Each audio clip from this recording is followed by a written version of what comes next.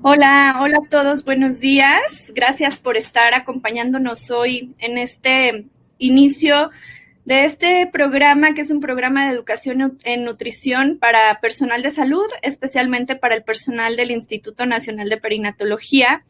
Este programa fue planeado con, gracias a una iniciativa de la doctora Otilia Perichart, y se lo planteó al doctor Jorge Arturo Cardona, director general de nuestro instituto.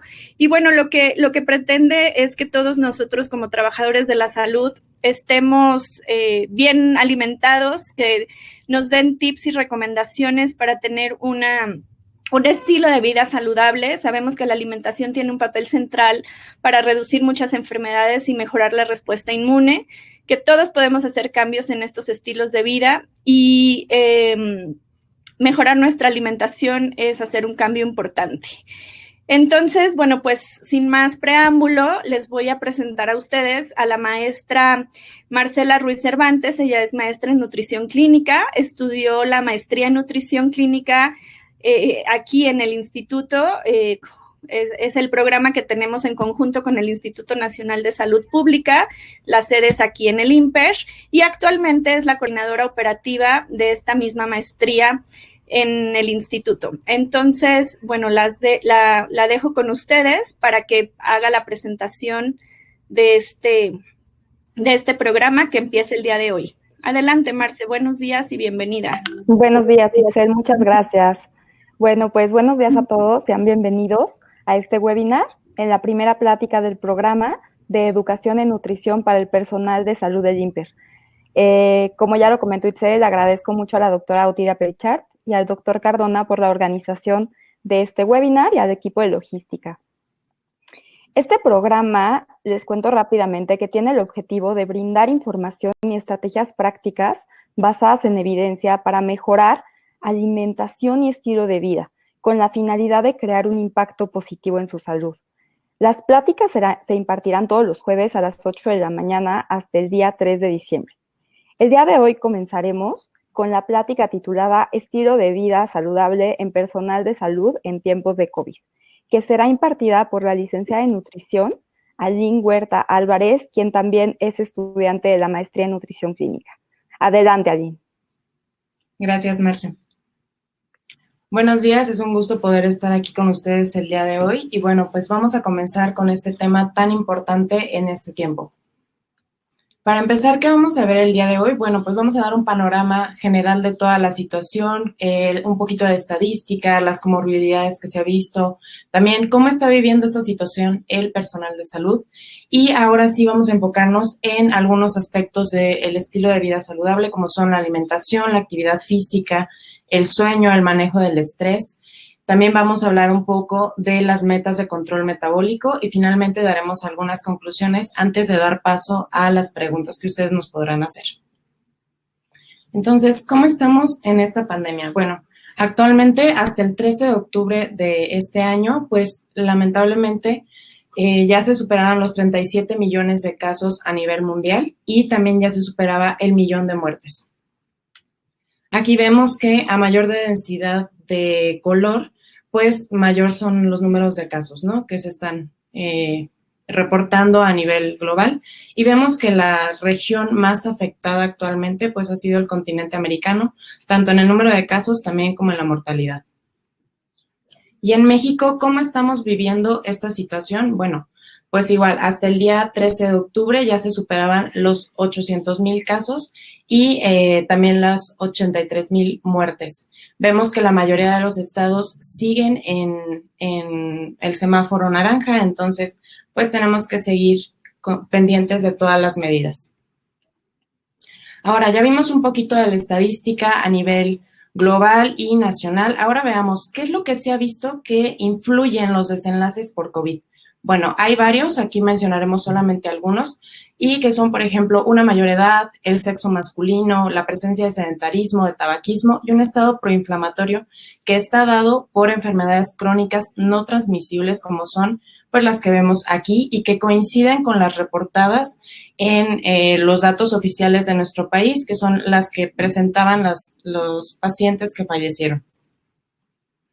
Entonces, Ahora veamos cómo está viviendo el personal de salud esta situación y qué factores están influyendo. Bueno, hay un aumento en la carga laboral, eso también se ha traducido en jornadas más largas. También hay un exceso de información, de noticias, de todo el material que debemos de conocer para pues, poder atender al paciente de la mejor manera posible. También hay una falta de insumos, ya sea como para el equipo de protección, también para atender a los pacientes. También el uso de este equipo pues conlleva ciertas problemáticas, también este sentimiento de estigmatización, de vulnerabilidad, el miedo de contagiar a sus familiares, y además nos encontramos en un territorio donde pues hay alta prevalencia de enfermedades crónicas no transmisibles, que ya vimos que son un factor de riesgo para que esta infección pues se desarrolle con peores pronósticos, ¿no? Y bueno, vemos también que es todo un entorno en el que abunda el estrés, el insomnio, la ansiedad, la depresión. Todo esto a qué pues conlleva, bueno, pues a una inadecuada alimentación, tanto puede ser una disminución o un aumento, también peor calidad, puede ser también una alteración en los horarios, también la deshidratación. Estaremos hablando en las siguientes sesiones de la importancia de esto. Una insuficiente actividad física, también menor ejercicio, menor exposición a la luz solar que puede conllevar a una deficiencia de vitaminas, por ejemplo, la vitamina D, alteraciones en el sueño y, bueno, obviamente empeoran todos estos síntomas de ansiedad y de depresión. Entonces, ¿qué aspectos integran un estilo de vida saludable? Son muchos, pero el día de hoy nos vamos a enfocar principalmente en estos 5. Vamos a comenzar con la alimentación saludable. Y bueno, ¿por qué nos interesa? Bueno, primero vamos a ver cuál es la repercusión del estado nutricio en este tipo de infecciones. Entonces, tenemos que hay varios factores que van a influir en el inicio, en la progresión, en los desenlaces que vamos a tener por este virus. Y 2 de ellos, pues, son la inflamación y las enfermedades crónicas no transmisibles. Como toda infección, esto requiere un proceso inflamatorio para que pueda ser resuelto. Sin embargo, esta debe de ser modulada y contenida. Entonces, ¿qué pasa cuando añadimos otra fuente de inflamación, como por ejemplo la generada por la obesidad, la hipertensión y la diabetes? Bueno, esto va a hacer que la respuesta sea exagerada y ahí es cuando vienen más complicaciones. Entonces, ¿qué puede traer estas enfermedades crónicas no transmisibles? Bueno, especialmente la obesidad trae un aumento en el riesgo de desarrollar enfermedades pulmonares. Entonces, esto en conjunto con la infección por COVID, pues puede traer peores desenlaces. También duplica el riesgo de necesitar cuidados en terapia intensiva y hay una menor respuesta a la vacunación, que bueno, aunque aún no tenemos esta vacuna, pues se ha visto con otras infecciones virales que puede suceder esto. También estas 3 enfermedades pueden aumentar la generación de coágulos, que es una de las complicaciones que se ve en COVID, y pues también aumentar la mortalidad. Otro de los factores que influyen en este estado nutricio, pues son el estatus que tenemos de las reservas. Es decir, necesitamos de ciertos nutrientes para que se puedan generar todos los elementos que necesita nuestro sistema inmunológico, pero también para que puedan responder de la mejor manera ante la inflamación, ante el estrés oxidativo y también pues tener una respuesta inmune adecuada. Ahora, ¿qué pasa cuando nos vamos al otro extremo, que es la desnutrición? Bueno, pues ahí vamos a estar con una inmunosupresión. Además, también se correlaciona porque una infección por COVID se ha visto que por diferentes mecanismos puede generar diarrea y esto puede agravar la desnutrición. Ahora, ¿cómo definimos una alimentación saludable? Es muy difícil definir y tener solamente un concepto de esto, pero pues está influenciada por varios factores, por ejemplo, la disponibilidad de los alimentos que tenemos, los factores culturales. Entonces, podríamos decir que a grandes rasgos es aquella dieta que nos permite tener beneficios en nuestra salud, desempeñarnos adecuadamente y que también pues no nos va a generar un daño.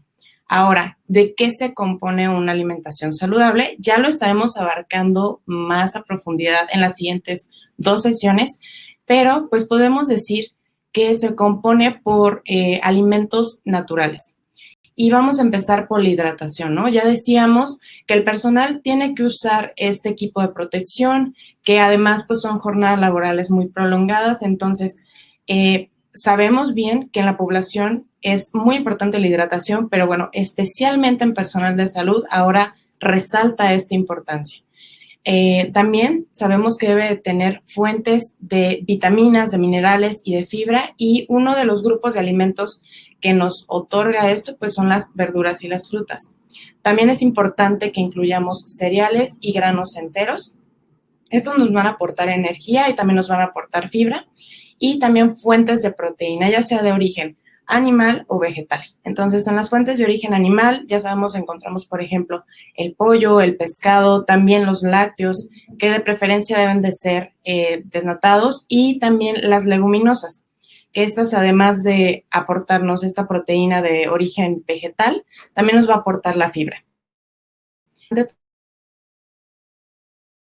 También moderada y buena calidad, como son el aguacate, algunas nueces, pues ya lo estaremos viendo a más profundidad. ¿Qué otra característica tiene una alimento saludable? Bueno, que es bajo en aquellos alimentos que son ricos en azúcar, en sodio, en grasas trans y saturadas. ¿Y cuáles alimentos son altos en todas estas sustancias? Bueno, pues los alimentos ultraprocesados y las bebidas azucaradas, como son los refrescos y los jugos. Entonces, ya vimos qué debe de tener. Ahora vamos a ver qué tanto nos estamos apegando realmente a estas recomendaciones. Bueno, pues vemos que el 85.9% de nuestra población adulta, de acuerdo al ENSANUD 2018, pues sí cumple con una adecuada hidratación, pero vemos que la ingesta de otros grupos de alimentos no es tan alta o no es adecuada, que estamos alrededor, son las frutas, las leguminosas, las verduras.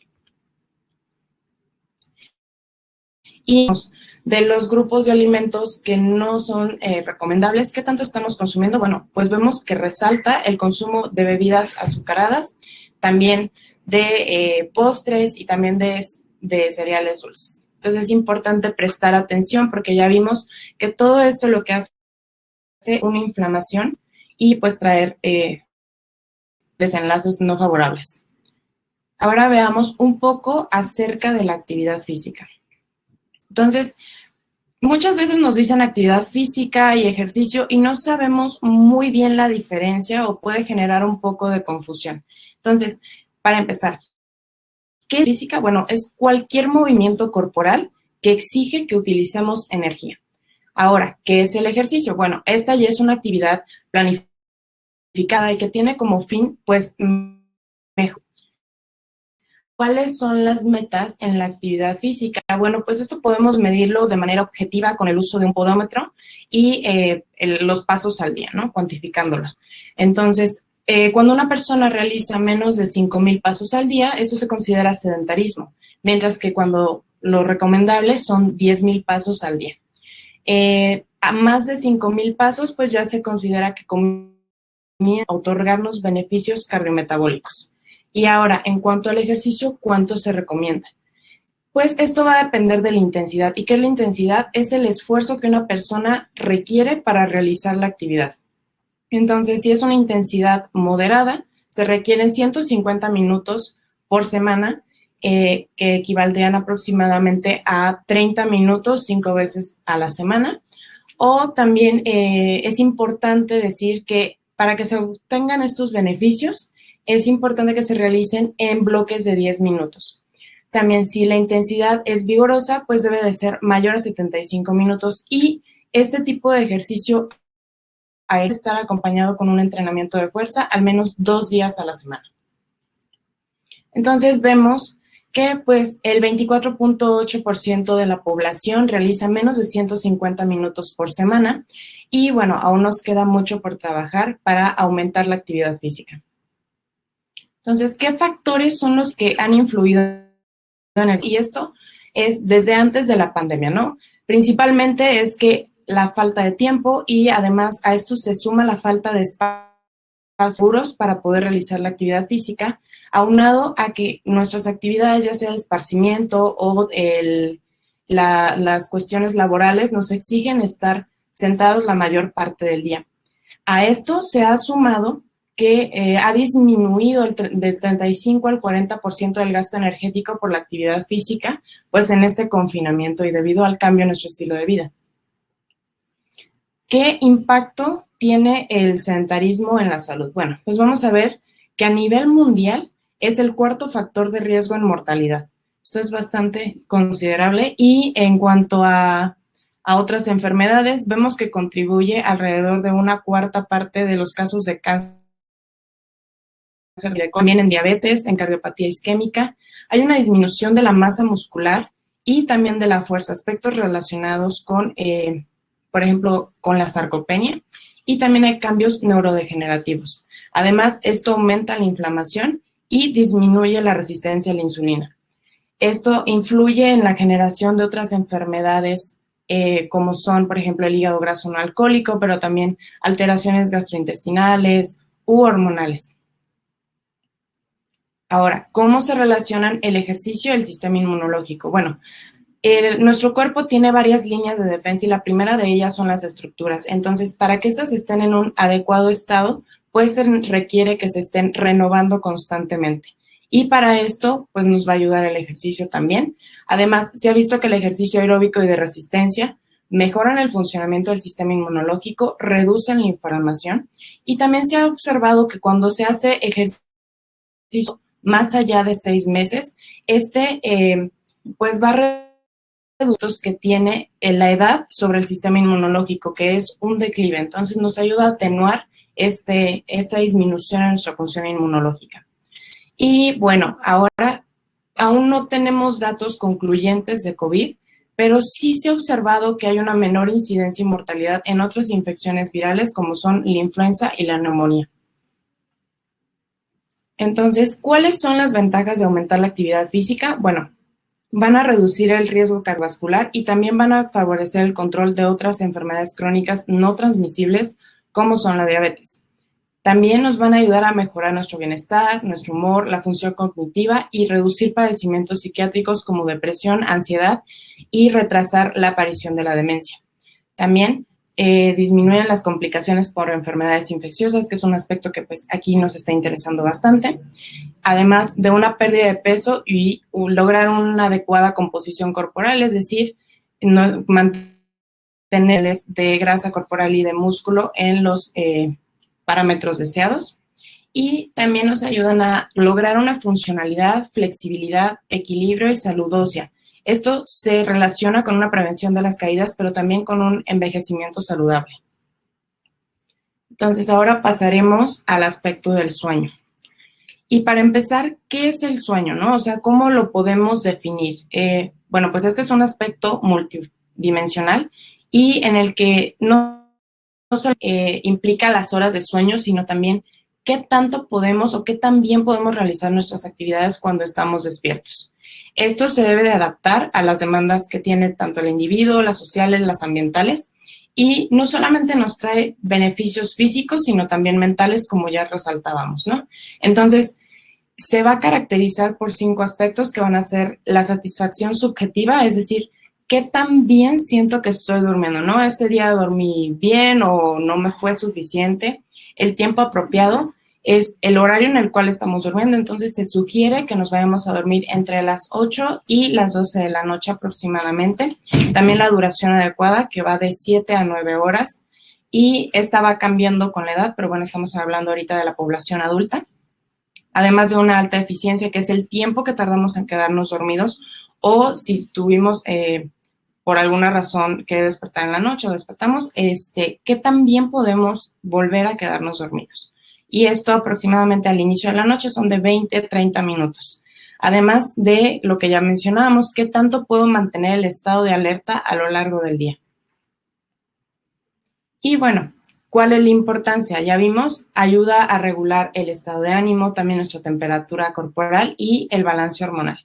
¿Qué pasa cuando no estamos durmiendo bien? Bueno, van a aumentar factores que contribuyen al síndrome metabólico como son la obesidad, la hipertensión, la diabetes, y también hay mayor riesgo de depresión, alteración del desempeño neurológico y del comportamiento y un aumento en la mortalidad. Entonces, ¿Qué pasa cuando no estamos durmiendo bien? Como lo vemos de este lado, pues podemos ver que hay dificultad en la concentración, dificultad para tener una memoria adecuada y también riesgos como por ejemplo al conducir. Entonces, ahora el aspecto que nos importa el día de hoy, el sueño y el sistema inmune, ¿qué tanto están relacionados, no? Pues hay un aumento en la inflamación, también hay una disminución en la función de las células inmunológicas, como son los linfocitos T y las células natural killer, y hay un aumento en la ansiedad, en el estrés y en el cambio de hábitos. Esto nos hace más susceptibles ante las infecciones. Entonces, veamos, ¿qué ha pasado con la calidad del sueño durante esta pandemia? Ha habido una alteración en todos nuestros horarios y esto ha provocado un retraso en la hora tanto de acostarnos como de levantarnos. También ha aumentado el uso de dispositivos electrónicos, tanto para cuestiones laborales como de esparcimiento. Hay una menor actividad física con este confinamiento. Hay más ansiedad, lo que se ha traducido en un aumento en las pesadillas y parálisis del sueño, y un mayor consumo de drogas y de fármacos para dormir. Entonces, ¿cómo podemos ayudar a mejorar nuestro sueño mediante la alimentación? Bueno, cuando los individuos tienen una peor calidad del sueño, esto se ha visto traducido en la preferencia por comidas altas en grasa y bajas en fibra, además de bebidas azucaradas, bebidas energéticas, y alteración en hábitos como son el saltarse el desayuno y en horarios de comida irregulares. También, pues podemos ver del otro lado qué podemos hacer para mejorar nuestro sueño. Y algunos de estos aspectos son el consumo de leche, de pescado, pavo, huevo y algunas frutas como son kiwi, cerezas y plátanos, además de oleaginosas, semillas y hojas verdes. Y esto se traduce en que, pues, o puede estar explicado en que tienen ciertos nutrientes que favorecen el sueño, como son la melatonina, el triptófano, el omega 3, la vitamina D, el magnesio y los antioxidantes, que estaremos tratando en otras sesiones. Además, la proporción de los carbohidratos y de la proteína también van a influir. También se recomienda cenar al menos 2 horas antes de dormir, porque se ha visto que aquellos individuos que cenan 30 minutos o 1 hora antes, pues tienen mayor alteración en el patrón del sueño. Y ahora, ¿cuáles son algunas otras recomendaciones para mejorar la calidad del sueño? Bueno, respetar el espacio de la cama únicamente para dormir y evitar realizar otras actividades como trabajo o incluso comer. Establecer un horario lo más regular posible para nuestro sueño y evitar el consumo de sustancias como la cafeína, el tabaco y el alcohol cerca de la hora de dormir. Recordar que la cafeína pues tiene varias horas de duración su efecto, entonces hay que considerarlo. Y hay que realizar ejercicio durante el día, preferentemente evitarlo cerca de la hora de dormir, ya que esto puede alterar la calidad del sueño.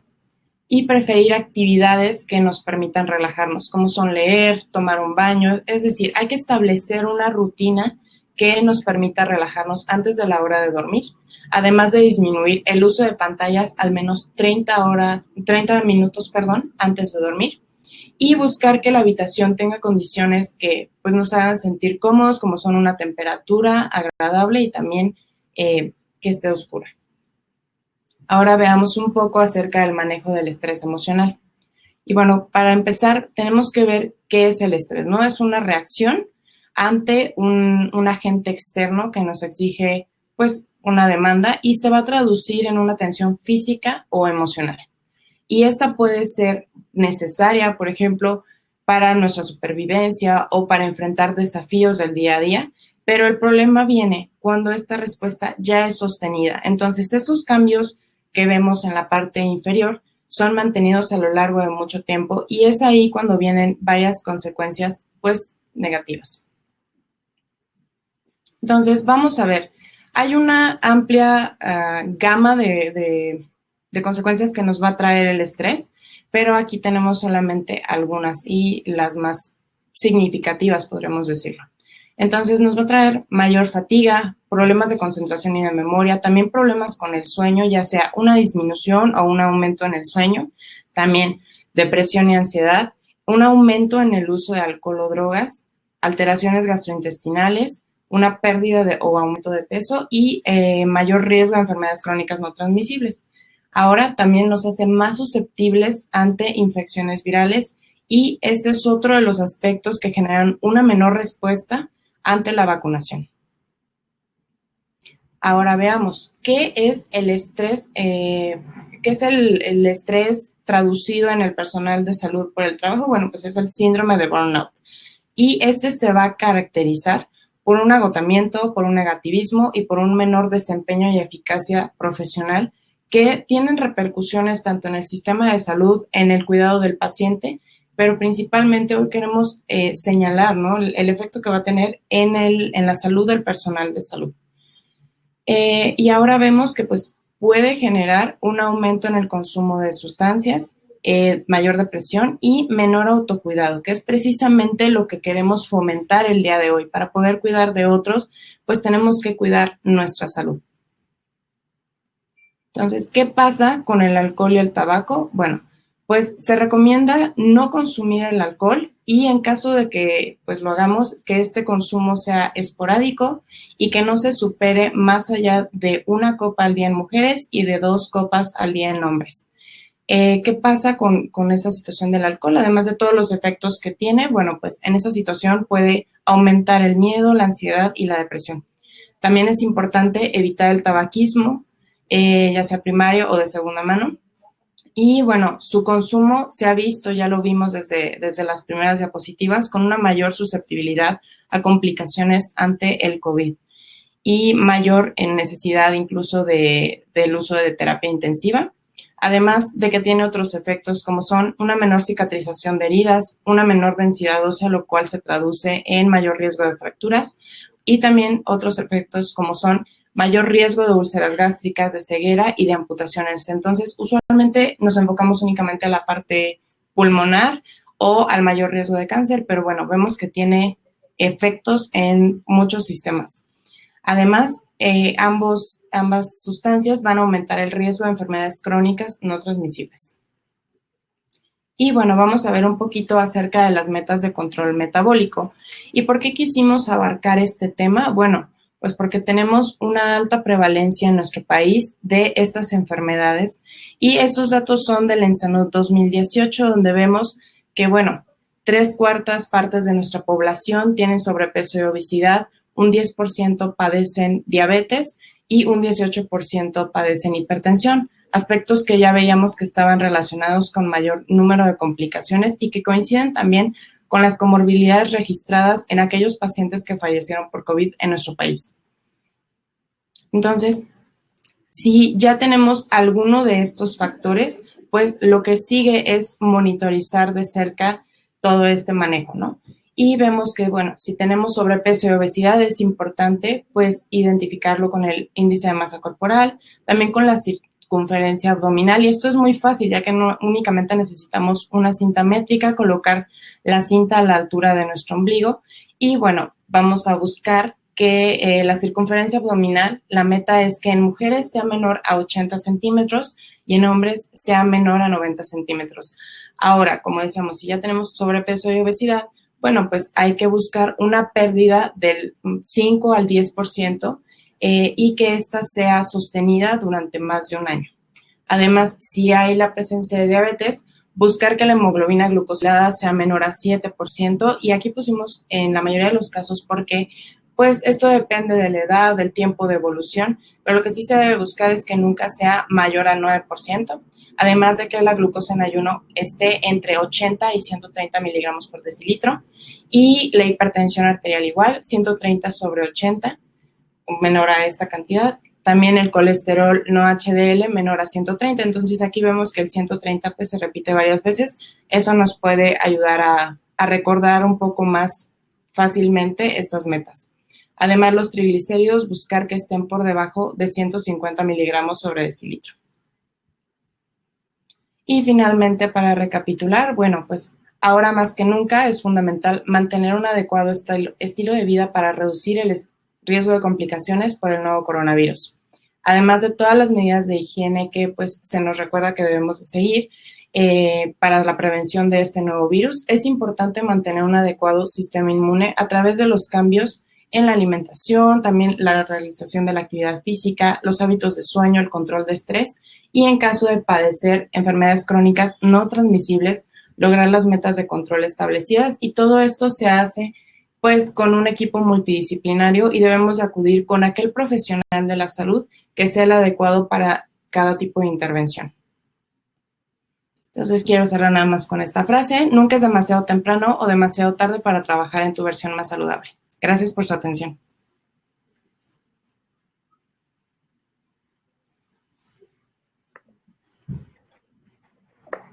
Muchas gracias, Aline, excelente ponencia. Ahorita voy a escribir el correo electrónico al que pueden mandar dudas en caso de tener, donde les podemos contestar con algo de información, si necesitan algún artículo de donde sacamos la información para esta plática, con mucho gusto se los podemos proporcionar. Ahorita déjenme lo escribo.